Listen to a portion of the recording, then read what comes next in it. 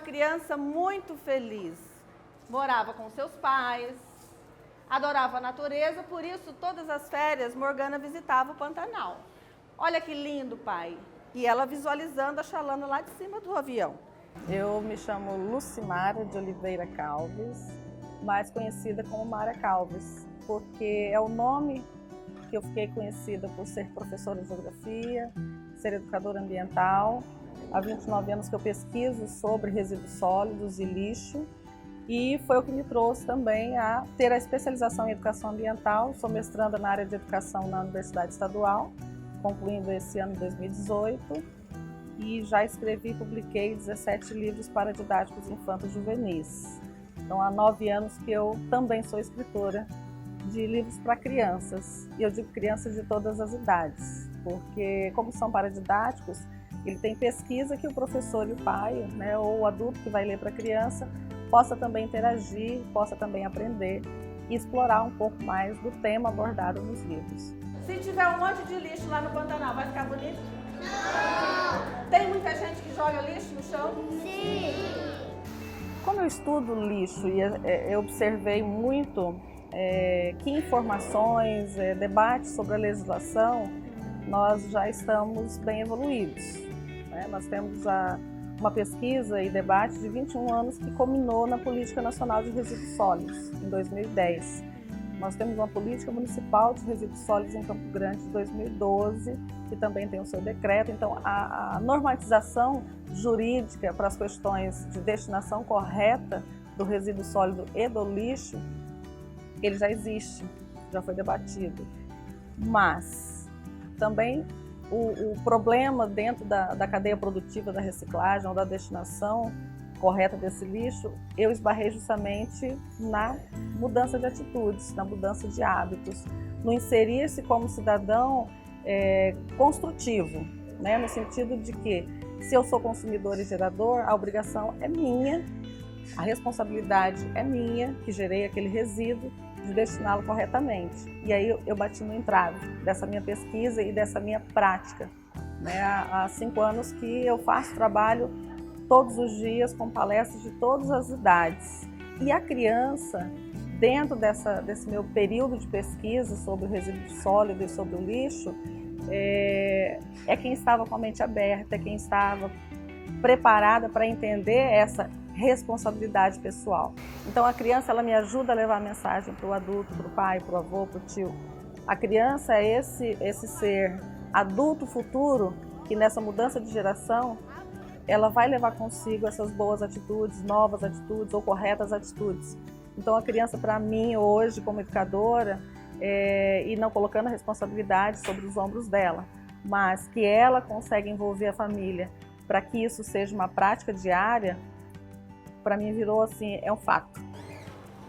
O lindo som dos animais e o verde das plantas chamavam a sua atenção. Quando a gente chega na natureza, o som é outro, já observaram? Tem, ali perto da natureza, tem som de carro? Não. O primeiro livro que eu lancei, Lixo no Lugar Certo, Planeta Vivo e Esperto, ele pode ser trabalhado por uma faculdade. Vai depender do professor, né? Ele está lúdico porque ele tem muitas ilustrações.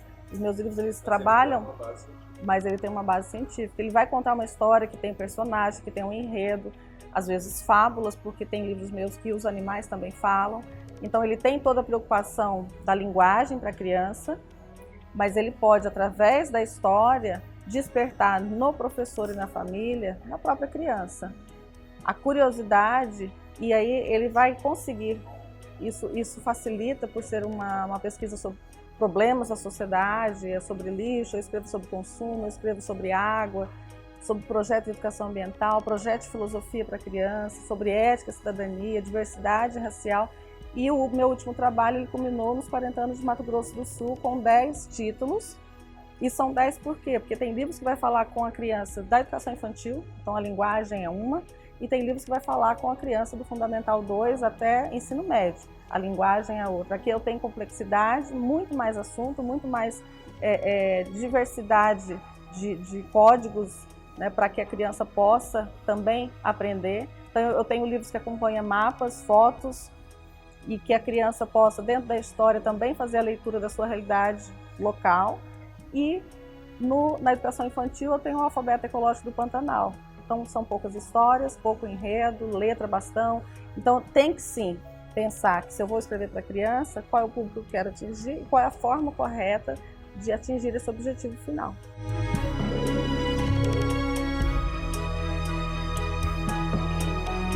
Toda ação ela reflete para o meio ambiente. Até entender que meio ambiente é tudo, é o meio ambiente natureza, o natural, o transformado pelo ser humano, incluindo o próprio ser humano.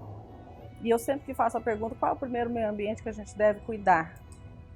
A maioria das pessoas citam a natureza, a água, o lixo, a casa, mas o primeiro meio ambiente é o seu próprio corpo. É um meio ambiente que, igual à Terra, tem 70% de água que, se não repuser, vai falhar. Então, é esse entendimento de um todo que não tem como.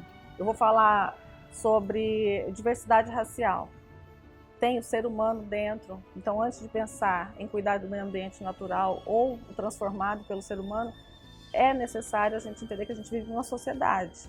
Nós precisamos pensar no outro ou se colocar no lugar do outro, talvez para ter essa harmonia, não só da beleza, né? Não só da retirada do lixo da natureza, mas dentro dessa natureza existem animais, existem plantas e existem seres humanos. Então, o meio ambiente, ele está, para mim, inserido em todas as obras, de uma forma ou de outra.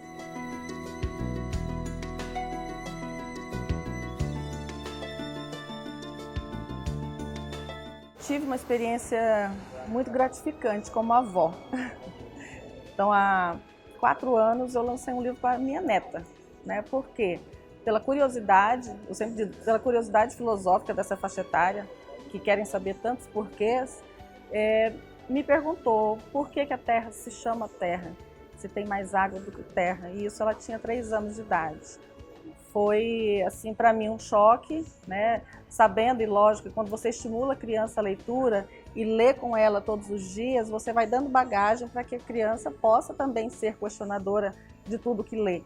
E Morgana, e ela sempre diz, ai vovó, eu sou tão feliz porque nasci numa casa de escritora. E ela entende a importância de ser quem escreve, né? Quem leva para a biblioteca. Ela é apaixonada por leitura, por quê? Porque foi estimulada, obviamente, e a família tem esse papel principal. Mas quando ela faz uma pergunta que para mim tem sentido, porque realmente nosso planeta tem mais água do que terra, eu fiz Morgana no Planeta Água. Então a Morgana, por conta desse livro, se auto-alfabetizou no sentido, lógico, pela ser estimulada, mas também por quê? Porque ela queria ler a história do livro dela como personagem para os coleguinhas da escola. Então isso para mim como escritora, essa obra transformou também a minha visão como escritora. Hoje todas minhas obras envolvem crianças. Todos os meus livros, os personagens são homenagens a crianças reais. Tanto que ao final de cada obra tem a foto da criança, o nome completo da criança, e a criança ganha esse livro onde ela é personagem. Por quê? Para trazer essa experiência para a família, onde o pai e a mãe falam, olha, meu filho é personagem de um livro. E o ano passado, na obra da coleção, são 10 obras sobre Mato Grosso do Sul, que foi lançado nos 40 anos de Mato Grosso do Sul, eu faço homenagem para 60 crianças. Tanto que eu já tenho mais 15 livros prontos e eu pedi para as crianças que começam a ler o livro, falam, eu posso ser o próximo ou a próxima homenageada, e eu peço que entre no site e se inscreva, porque aí eu já tenho uma lista de crianças que eu posso estar homenageando. Então, assim, esse livro da Morgana marcou para mim, porque através dele eu descobri que não só escrever para a criança, mas envolver as crianças em minhas obras faz a diferença na vida delas. A criança, ela vai ser um leitor potencial se for respeitado também o momento de brincar, o momento de divertir, né? O momento mais com a família, que os pais possam também incentivar essa leitura e dentro do que é de responsabilidade de educar, não deixando para a escola essa missão, mas a própria família educar o seu filho ou sua filha, que ele possa ser esse estimulador desse novo leitor. Porque quanto mais informação, quanto mais digestão do que se lê, nós vamos ter no futuro cidadãos educados, reflexivos e que ajam em prol de uma coletividade, que não seja só o pensar no bem para mim, mas que eu possa pensar no bem em essa proteção ambiental para que essas futuras gerações, e isso está já reservado em todas as legislações, que nós possamos criar um ambiente mais harmônico entre o ser humano e a natureza, entre as famílias e entre a família e a escola. Faça como Morgana para você ver o quanto é bacana e fim da história. Essa é a homenagem para Morgana. Quem gostou da história?